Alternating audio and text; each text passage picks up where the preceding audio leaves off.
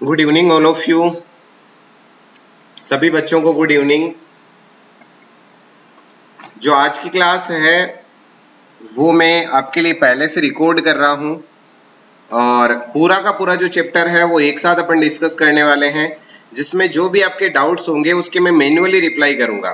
ठीक है, जो भी आपके डाउट्स होंगे उसे मैं मैन्युअली रिप्लाई करूंगा। तो जो भी आपके क्वेश्चंस होते हैं आपको पूछने हैं, जितने भी प्रश्न आपके हैं वो सारे प्रश्न आपको पूछने हैं।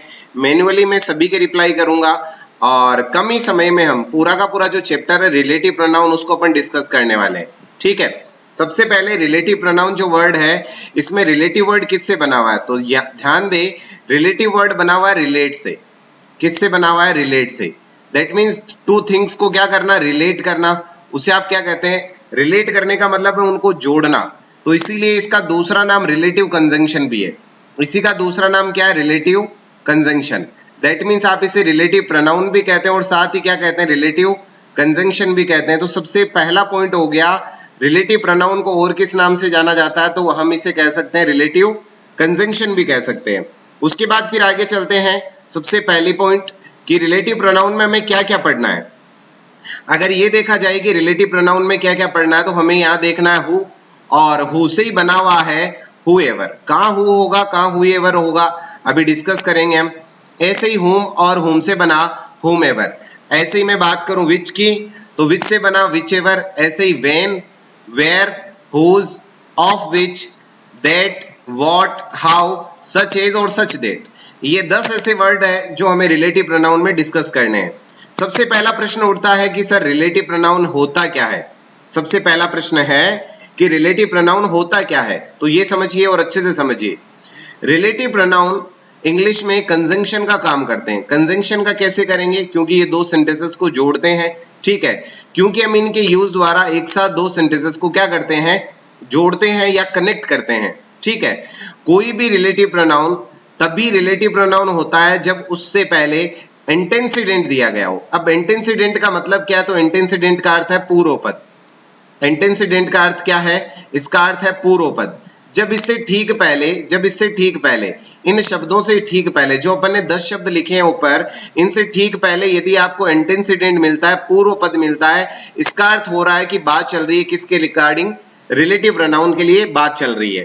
तो अगर यूजेस की बात करें तो सबसे पहले अपन बात करते हैं WHO, हु के यूजेस की बात अपन करते हैं। कहाँ पे हु यूज होगा? ठीक है, अब छोटी सी बात इससे पहले मेरी अच्छे से समझिए आप। अगर मैं हु की बात करता हूं तो हु से जुड़ी हुई बात को समझिए आप। जब मैं लिखता हूं तो सबसे पहले जैसे मैंने लिख दिया, मान लीजिए हु, हु के बाद मैंने एक शब्द लिखा जैसे हुम,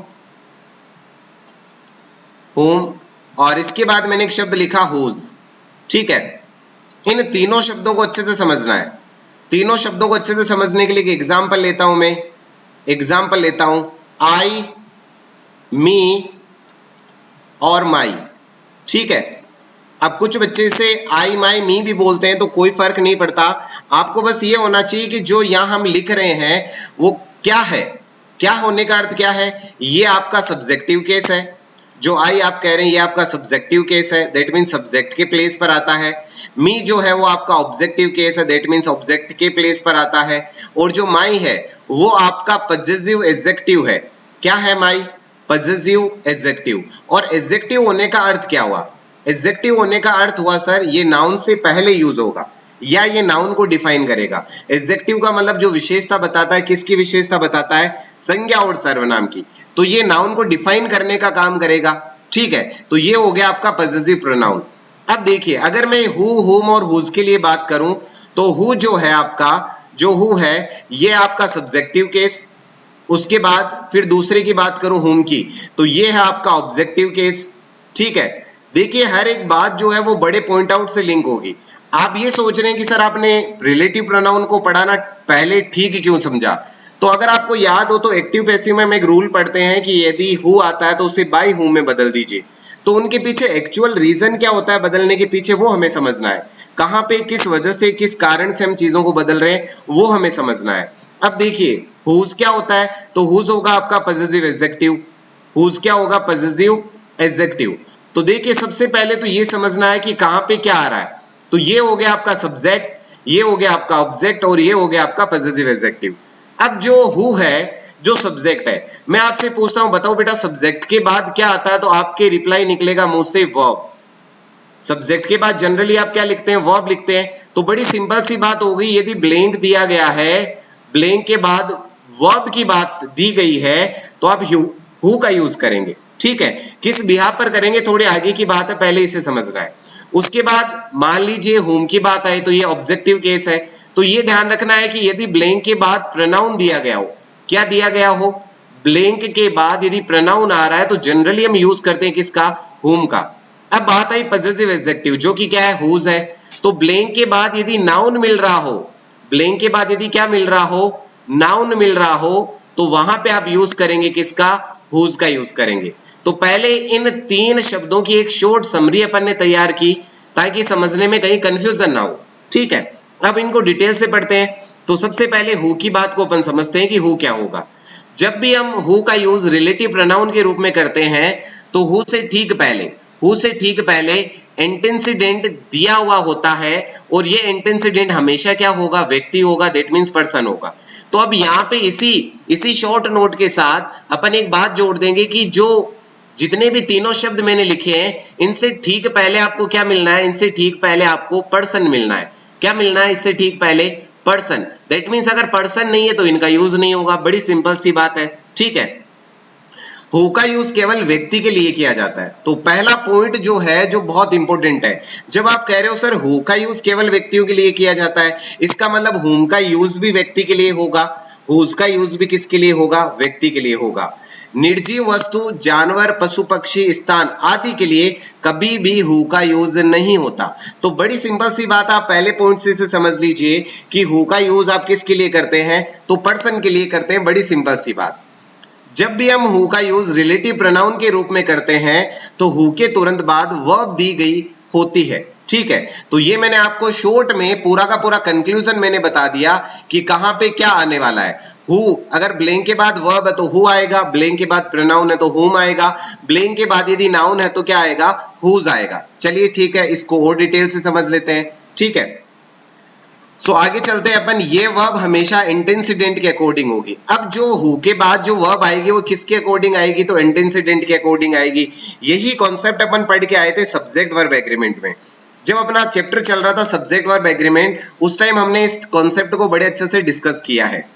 यदि हम हु के साथ इंटेंसिडेंट के रूप में प्रोनाउन का यूज करना चाहे, तो हमें हमेशा प्रोनाउन के सब्जेक्टिव केस का यूज करना चाहिए। ऐसा क्यों कह रहे हैं अपन? ऐसा क्यों कह रहे हैं?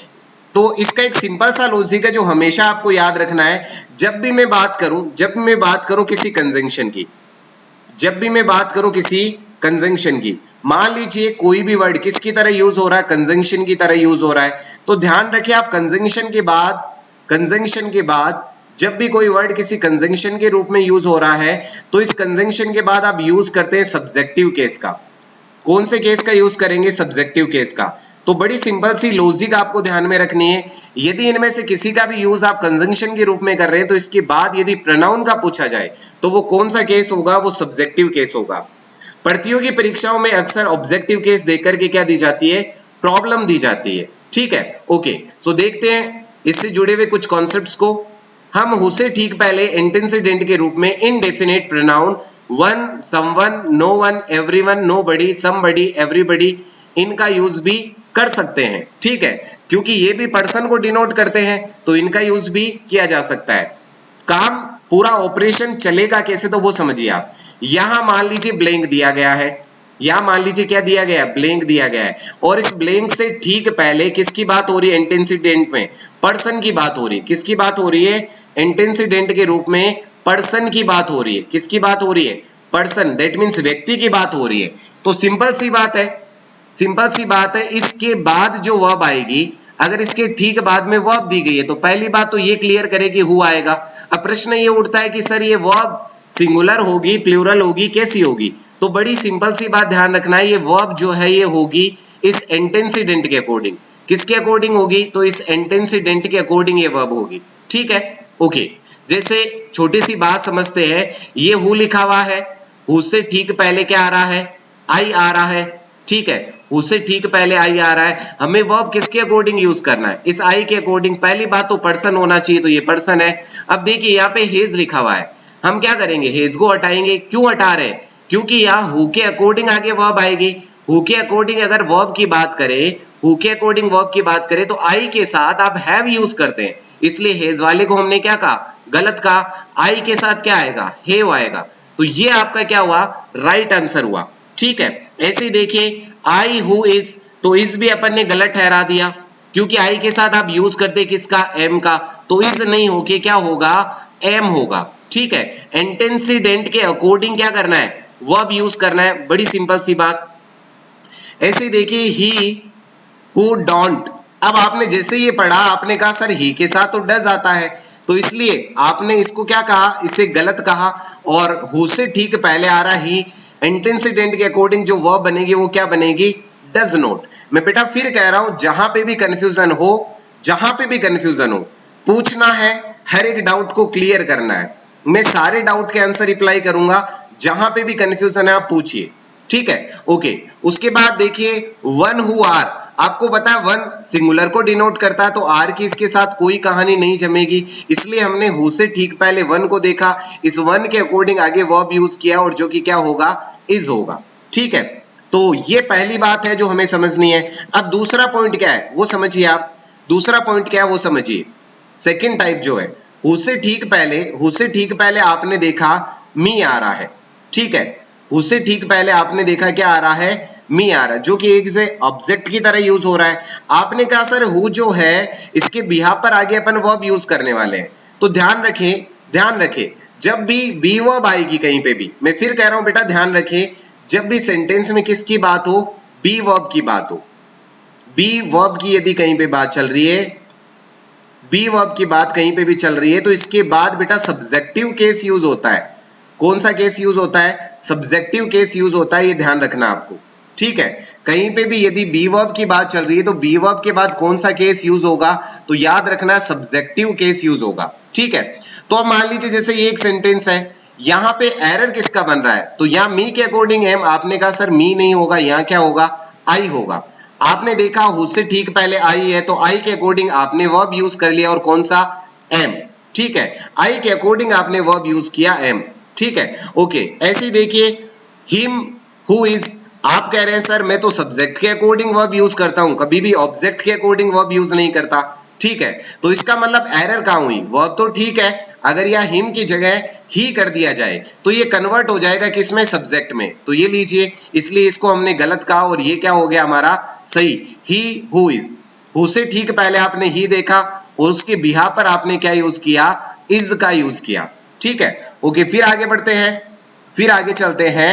अब नेक्स्ट एग्जांपल देखिए, देम हु आर, आपने देखा हु के जस्ट बाद में वर्ब आ रही है, किसके अकॉर्डिंग आएगी, तो सब्जेक्ट के अकॉर्डिंग आएगी, बट यहाँ पे देखने पर पता चला यहाँ तो ऑब्जेक्टिव केस आ रहा देम, तो यहाँ देम को हटाया और हमने क्या कर दिया, यहाँ दे कर दिया, दे हु आर, ये कहना क्या हुआ, सही हुआ। तो दो चीजें यहाँ से समझनी थी। पहला पॉइंट जो अपन समझ के आए वो है कि यदि ब्लैंक के बाद वर्ब आ रही है तो वो वर्ब किसके अकॉर्डिंग होगी, एंटेंसिडेंट के अकॉर्डिंग। अब एंटेंसिडेंट किसके रूप में होगा, सब्जेक्ट के रूप में होगा।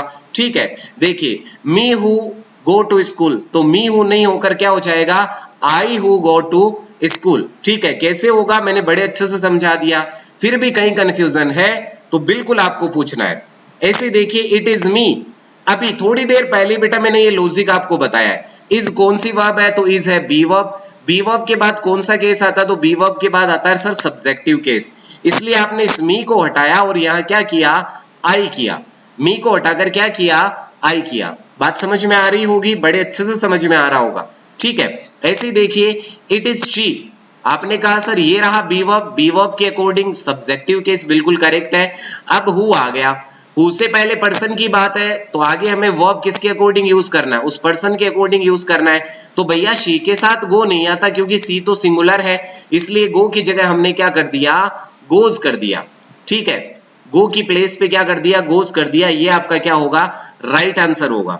ऐसे देखिए he who works hard always succeeds. ठीक है, अब यहाँ पे समझना है हु से ठीक पहले आपने ही देखा, ही के अकॉर्डिंग आपने वर्ब यूज कर लिया वर्क्स, इट मींस ये सेंटेंस क्या है, करेक्ट है। इट मीन्स ये सेंटेंस क्या है, करेक्ट है। ओके आगे चलते हैं, ऐसे ही क्वेश्चन की बात करते हैं, I am waiting for them. ठीक है, अब यहां पे एक वर्ड आया है फॉर। फॉर जो वर्ड है वो है प्रीपोजिशन। प्रीपोजिशन के बाद प्रोनाउन का कौन सा केस यूज किया जाता है, तो ऑब्जेक्टिव केस यूज किया जाता है। देखो अच्छे से समझो इस बात को, मैं कह रहा हूं फिर से इस बात को समझो। अगर मैं कहीं पे भी बात करूं किसकी, प्रीपोजिशन की, यदि मैं कहीं पे भी बात करूं किसकी, प्रीपोजिशन की, अगर मैं प्रीपोजिशन की बात कर रहा हूं तो प्रीपोजिशन के बाद बेटा कौन सा केस यूज होता है, तो ऑब्जेक्टिव केस यूज होता है। कौन सा केस यूज होता है, तो ऑब्जेक्टिव केस यूज होता है। ध्यान दें आप, कौन सा केस यूज होता है, तो ऑब्जेक्टिव केस यूज होता है। ठीक है, I am waiting for them. अब आपने इस रूल के अकॉर्डिंग यहाँ पे देम को क्या समझा, बिल्कुल करेक्ट समझा। फिर आपने हु लिखा, हु से पहले पर्सन की बात हो रही है, देम में पर्सन को डिनोट कर सकते हैं आप। ठीक है, आपने इसके अकॉर्डिंग आर किया, लेकिन क्या कोई वर्ब किसी ऑब्जेक्ट के अकॉर्डिंग आएगी, क्या कोई वर्ब किसी ऑब्जेक्ट के अकॉर्डिंग आएगी। पता चला सर आप ही ने कहा है कि वर्ब जो है वो सब्जेक्ट के अकॉर्डिंग आती है। वर्ब किसके अकॉर्डिंग आती है, सब्जेक्ट के अकॉर्डिंग। इट मींस जो इस हु के बाद आर आ रहा है वो सब्जेक्टिव जो वर्ड है उसी के अकॉर्डिंग होगा। इसका मतलब हमने देम को किस में कन्वर्ट किया, दोज में कन्वर्ट किया। ठीक है, देम को किस में कन्वर्ट किया, दोज में कन्वर्ट किया। अब ये प्रश्न भी दिमाग में चल रहा है कि सर क्या इस देम को दे में कन्वर्ट नहीं कर सकते थे, क्या इस देम को दे में कन्वर्ट नहीं कर सकते थे। तो मैं कहूंगा बिल्कुल इस देम को दे में भी कन्वर्ट किया जा सकता है। ठीक है, लेकिन इसके साथ कॉन्सेप्ट क्या चल रहा है वो अच्छे से समझना है। ये जो नोट है जिसका डिस्कशन मैं अब कर रहा हूं बहुत ज्यादा इंपॉर्टेंट है, अच्छे से समझिएगा क्या है इसमें, क्योंकि ये एग्जाम में बहुत बार पूछा गया है। जब हमारे सामने इस तरह की स्थिति आ जाए तो हम देम के लिए दे का यूज न करके दोज का यूज कर देना चाहिए। जब हम दोज के बाद हु का यूज करते हैं तो दोज का अर्थ हो जाता है लोग जो कि। इसका मतलब कहीं ना कहीं ये मीनिंग इंडिकेट करेगा, और किसका मीनिंग इंडिकेट करेगा, दे का। जब भी ऐसी स्थिति आए तो हमें यूज करना चाहिए किसका, दोज का। अभी थोड़ी देर पहले मैंने कहा भाई बिल्कुल हम यहाँ देम की जगह किसका यूज कर सकते हैं, दे का यूज कर सकते हैं। दे का मतलब दे का मीनिंग जो रिप्रेजेंट करे उसी के लिए अपन ने किसका यूज किया है, दोज का यूज किया है। दोज के बाद प्लूरल वर्ब आती है जो कि दे के बाद भी आती है, तो कहीं ना कहीं दोनों सिमिलर है उसके लिए। लेकिन ग्रामर जो है वो अप्रोप्रिएट किसे मानता है, तो वो कहता है, ग्रामर का कहना है कि देम से ज्यादा अप्रोप्रिएट जो है, जब रिलेटिव प्रोनाउन आए तो अप्रोप्रिएट जो है वो क्या होगा, दोज होगा। ज्यादा सुटेबल जो होगा वो क्या होगा, दोज होगा। तो हमें ग्रामर के कॉन्सेप्ट को ही फॉलो करना है, और वहां पे क्या करना है, देम जो लिखा हुआ है उसको हटाना और वहां पे क्या करना है, दोज करना है। जैसे कि एग्जांपल से समझिए यहाँ पे कैसे हुआ दोज, लोग जो कि। अब यहाँ पे ये जो शब्द आया जो कि, इसको रिप्रेजेंट करने के लिए आप क्या यूज करने वाले हो, दोज यूज करने वाले हो। The people who believe in God, those who believe in God. ठीक है, तो ये जो दोज आप यूज कर रहे हो, जो कि जो मीनिंग है इसको रिप्रेजेंट करने के लिए आपने दोज यूज किया।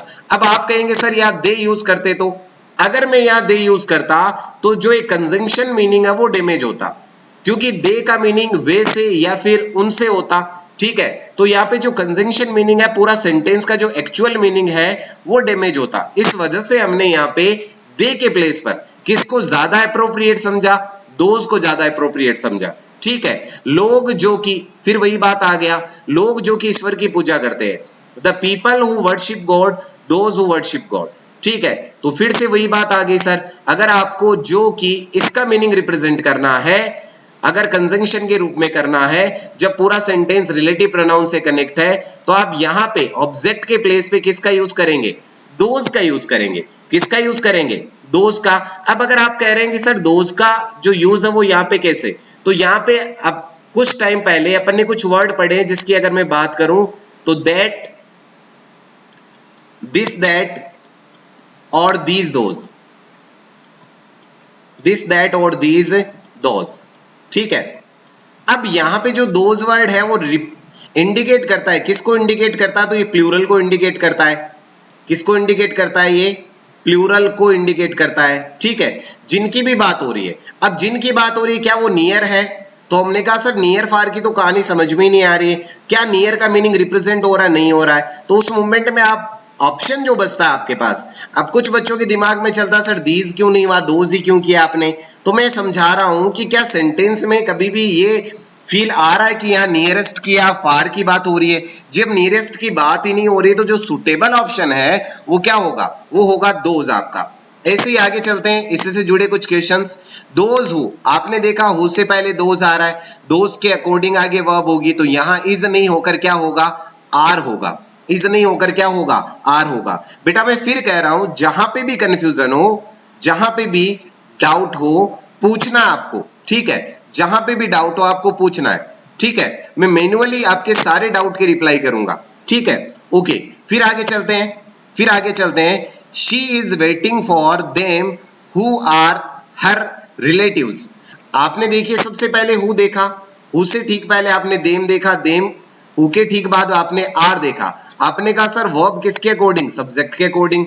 तो आपने इस देम को हटाया और यहाँ पे क्या कर दिया, दोष कर दिया। कैसे किया, अभी थोड़ी टाइम पहले ही मैंने बड़े अच्छे से आपको एक्सप्लेन किया है, ठीक है। किस तरह से हम इसको सॉल्व आउट कर रहे हैं, ठीक है। और मैं एक इंफॉर्मेशन अभी देना चाहूंगा, कल सैटरडे और संडे, सैटरडे और